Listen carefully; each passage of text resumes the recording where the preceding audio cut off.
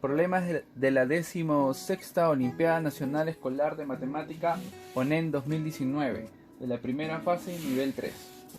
Problema 11. Nos dice, los pesos de 12 niños en kilogramos son 28, 32, 29, 32, 28, 30, 30, 27, 31, 32, 31, 32.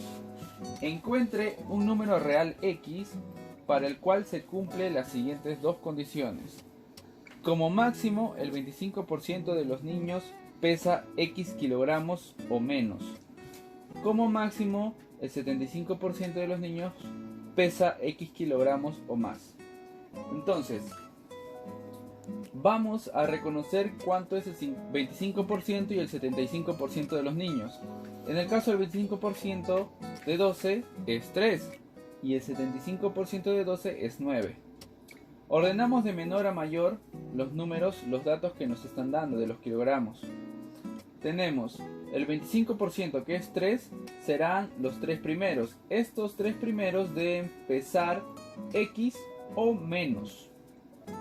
Luego tenemos que el 75% de los niños deben pesar X o más. Entonces, el límite está entre 28 y 29. Por tanto, dice, el número debe estar entre 28 y 29. No podría ser ninguno de ellos porque incumplirían una condición según sea el caso. Por ejemplo, si tomáramos como 28, ya no sería el 25%. Si tomamos que X es 28, ya no se cumpliría que sea el 25%, ¿no? Porque tomaríamos en este caso sí, en el 25% menos sí, pero si consideramos el 75% ya no sería, porque tomarían los dos 28, ¿no? O sea, serían 11 niños que pesarían 28 o más. Igualmente en el caso del 29, si consideramos el 29, ya serían más del 25%, serían el 30%, que pesarían 29 o menos. Entonces ese valor no debe ser 28 ni 29 y por tanto las alternativas nos sugieren que ese valor debe ser 28,5, ¿no? En ese caso sí cumpliría y nos dicen que es un número real, así que no necesariamente debe ser entero. Entonces la clave es C. Problema 12. Se sabe que el 3,5% del agua de mar es sal. Es decir que en un kilogramo de agua de mar contiene 35 gramos de sal. Además, un litro de agua pura pesa 1 kilogramo y un litro de agua de mar pesa 1,029 kilogramos. Determine cuántos litros de agua pura hay que agregar a 1000 litros de agua de mar para que el 3% del peso de la mezcla resultante sea sal. Solución. Entonces tenemos que el agua de mar cumple unas ciertas condiciones, que serían 3,5% en peso de sal y un litro de agua de mar pesa 1,029. ¿Ya? Además, un litro de agua pura pesa 1 kilogramo, por lo que X litros de agua pura pesarán X kilogramos, ¿no? O sea que la cantidad de litros y kilogramos tienen el mismo valor numérico. Entonces, 1000 litros de agua de mar, ¿cuánto pesarán? Si nos dicen que un litro de agua de mar pesa 1,029, entonces en 1000 litros, por proporcionalidad o por regla de 3 simple, simplemente multiplicamos 1000 por 1,029 y nos daría 1029 kilogramos.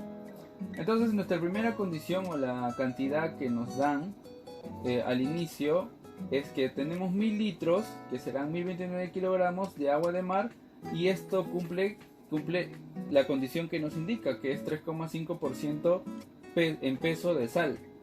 Le agregamos X litros de agua, que quieren decir que le agregamos X kilogramos a la mezcla, o bueno, al agua de mar, y obtenemos una mezcla de agua y sal. Ya no consideramos que sea agua de mar, porque ya no es 3,5%, sino que ahora es 3%, entonces es una mezcla de agua y sal. Y los litros serán 1000 más X litros, ¿no? Listo. Entonces pensemos, si nos dicen que hay 3,5% de sal. Entonces, ¿cuánto en kilogramos de sal tenemos en la primera condición? Tendremos 3,5% de 1029 kilogramos, ¿no? Del peso. Entonces, si sacamos si resolvemos esa operación, tenemos que debe ser 36,015 kilogramos de peso de la sal. En la mezcla de agua y sal, que es cuando ya agregamos el agua pura, el peso de sal es la misma porque no se agrega ni se quita sal, solo varía su porcentaje, ¿no? Porque solamente se está agregando agua. Entonces el 3% de 1029 más X, que es el nuevo peso de la mezcla, debe ser igual a 36,015, que es la cantidad de sal que se tenía en la primera condición. Entonces, resolviendo esto, vas a obtener que la cantidad de litros, o X, es 171,5, ¿no? Y nos da la clave E. Problema 13. Se lanzaron dos dados comunes y la suma de los números obtenidos resultó ser par. ¿Cuál es la probabilidad de que los números obtenidos hayan sido iguales? Aclaración. Un dado común tiene en sus caras los números 1 al 6 y cada uno tiene igual probabilidad de salir. Claro. Bueno, la solución sería: consideremos todos los casos posibles en el cual los resultados de los dos dados resulten un número par. Entonces tendremos este espacio muestral, lo estoy considerando como un conjunto A. El primer resultado que podría darse sería el 1, 1, ¿no? Que sumarían 2. Luego igual sería 1, 3, que sumarían 4, y 1, 5, que sumarían 6. Igualmente con el 2. 2 con 2 dan 4, 2 con 4 dan 6 y 2 con 6 dan 8. Número par. Luego tendrías el 3. El 3 tiene que juntarse obviamente con los números impares para que te dé un número par, ¿no? Entonces serían el 3 con 1, el 3 con 3, el 3 con 5. Luego tendrías el 4, que debe juntarse con un número par para que te dé un número par. Entonces sería 4 con 2, 4 con 4, 4 con 6. Luego 5 con 1, 5 con 3, 5 con 5. Luego 6 con 2, 6 con 4 y 6 con 6. Esos serían todos los valores posibles. Ahora nos dicen cuál es la probabilidad cuando estos sean iguales. Entonces nuestros casos favorables van a ser cuando estos sean 1, 1, 2, 2, 3, 3, 4, 4, 5, 5, 6, 6. Entonces la probabilidad pedida es el número de casos favorables sobre el número de casos totales del espacio muestral, o sea, el cardinal de F y el cardinal de A. Vemos que el cardinal de F serán 6 y el cardinal de A son 18 casos posibles. Esto se traduce a un tercio. Nuestra clave sería la clave E. Problema 14. En la figura se muestra dos semicircunferencias de diámetros AC y BD que se intersecan en P. Si AB es igual a 3 y BC es igual a 2, calcule la longitud de CD. Entonces, vamos a reconocer primero los radios de la circunferencia, el cual los voy a llamar R minúscula y R mayúscula, ¿no? Se ubican los centros de las semicircunferencias en O y O'. Vemos el gráfico. Ahí vamos a ver O' justo en el medio de AC, del diámetro AC y el diámetro BD. Luego, si AB es igual a 3 y BC es igual a 2, entonces AC es igual a 5. El diámetro de la semicircunferencia pequeña es 5 y por tanto su radio sería 2,5 y el R minúscula sería 2,5. Luego, en la circunferencia grande se traza PD y por propiedad del triángulo rectángulo circunscrito a una circunferencia se tiene que BPD, el ángulo BPD en P, el ángulo en P debe ser 90 grados, o sea, debe tratarse de un triángulo rectángulo y por tanto el ángulo CPD debe ser 45 por diferencia, ya que el ángulo BPC vale 45. El ángulo CPD debe ser 45 para que ambos sumen 90. Luego voy a asignar una incógnita o una variable, bueno, una letra al ángulo BCP, que sería alfa. Ya, el ángulo alfa es el ángulo BCP. Luego, en el triángulo OPC, este triángulo es un triángulo isósceles que tiene lados OP y OC iguales porque son el radio. Entonces el ángulo OPC opuesto al radio de abajo debe ser también alfa. Entonces, alfa.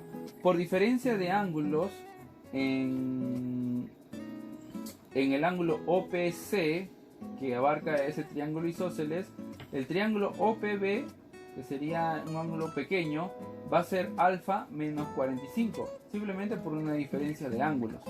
Y luego en el triángulo BPC igualmente, el ángulo OBP, que es un ángulo exterior, debe ser la suma de alfa más 45. La suma de los ángulos interiores te da el ángulo exterior del otro ángulo. Igualmente esa misma propiedad se cumplirá en el triángulo CPD, ¿no? En el cual queremos hallar el ángulo CDP y vamos a obtener que debe ser alfa menos 45 para que al sumarse con 45 te dé el ángulo exterior alfa. Entonces ahora debemos darnos cuenta que los triángulos OPB y OPD son congruentes por ángulo, ángulo, ángulo, ya que sus ángulos son alfa más 45, alfa menos 45 y 180 menos 2 alfa, ¿no? Sabiendo que los ángulos ya son alfa más 45, alfa menos 45, el otro ya es por reducción porque los tres ángulos deben sumar 180, así que si dos son iguales, el tercero obviamente debe ser igual. Entonces establecemos la relación de congruencia conveniente para poder resolver el problema. Entonces vamos a relacionar el lado opuesto el lado opuesto a alfa más 45 y el lado opuesto a alfa menos 45.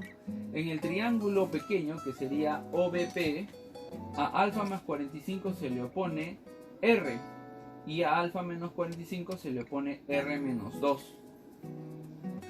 En el triángulo grande, que sería OPD, a alfa más 45 se le opone 2R más R menos 2 y al lado opuesto de alfa menos 45 se le opone R minúscula. Reemplazando y resolviendo vamos a obtener 2,5 sobre 2,5 menos 2 es igual a 2R más 2,5 menos 2 sobre 2,5.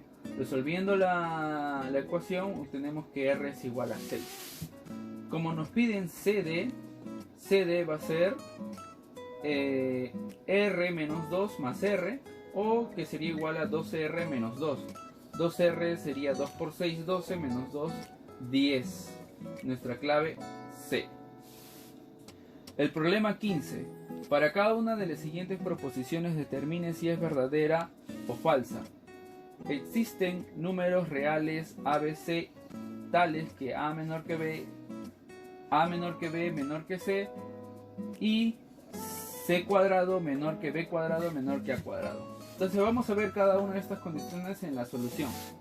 En el primer caso vamos a tener que para que la relación se invierta al elevar el cuadrado, o sea, porque vemos que tenemos primero A, B, C y luego tenemos C cuadrado, B cuadrado, A cuadrado, estos números deben ser negativos por la propiedad que si A es menor que B menor que 0, o sea que ambos son negativos, entonces al elevar al cuadrado esta relación se va a invertir. Tomando por partes, primero como ya vimos, si A menor que B, entonces B cuadrado menor que A cuadrado, porque son negativos, y si B menor que C, entonces C cuadrado menor que B cuadrado, se invierte las relaciones. Entonces por la ley de transitividad vamos a obtener que C cuadrado es menor que B cuadrado menor que A cuadrado, que es la condición que nos indica. Entonces por tanto esta primera condición es verdadera, existen números que cumplen esas condiciones. En el segundo caso, que nos dicen existen números reales A, B y C tales que A menor que B menor que C y A cuadrado menor que C cuadrado menor que B cuadrado, tenemos que pensarla un poco más, ya que para que A cuadrado sea menor que C cuadrado el valor absoluto debe cumplirse, que el valor absoluto de A debe ser menor que el valor absoluto de C. para que c cuadrado menos b, y también luego para que c cuadrado sea menor que b cuadrado, entonces en valor absoluto debe cumplirse que es valor absoluto de c debe ser menor valor absoluto que b, por lo que el valor absoluto de a debe ser menor que el valor absoluto de c, menor que el valor absoluto de b, por la ley de transitividad. Entonces, como primero se cumple que a es menor que b y menor que c, entonces el valor absoluto, si se cumple esto, el valor absoluto de b solo será mayor a c, o sea que es b, valor absoluto de c mayor que el valor absoluto de c, cuando este fuera un número negativo y mucho mayor en valor absoluto. Porque si fuera positivo esto jamás se cumpliría, ¿no? Obviamente 2, si ponemos un valor positivo, digamos 1 y 2 para b y c, nunca 1 va a ser mayor que 2 en valor absoluto. Entonces b debe ser un número mucho más negativo y mucho mayor en valor absoluto que c. Pero ¿qué resultaría de esto? Que a deberá ser un número mucho menor y más negativo, y por tanto mayor en valor absoluto que c. Si b valdría menos 1, entonces a tendría que valer menos 2, ¿correcto? Si b vale menos 1, a podría ser menos 2, o un número negativo real, más negativo que menos 1.